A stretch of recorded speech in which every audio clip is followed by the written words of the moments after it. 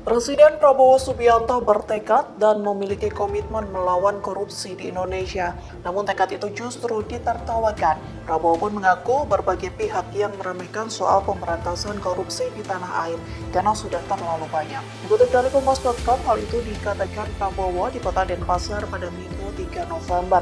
Cerita itu disampaikan Prabowo dalam pengarahannya bagi calon kepala wakil kepala daerah Sebali dari Koalisi Indonesia Maju atau KIM di Denpasar.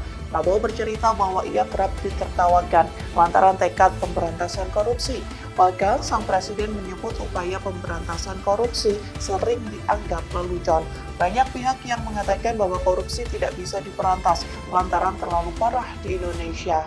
Meski begitu, Prabowo tetap bertekad mengadakan perbaikan di tanah air, terutama memberantas koruptor. Download Tribun X sekarang, menghadirkan lokal menjadi Indonesia.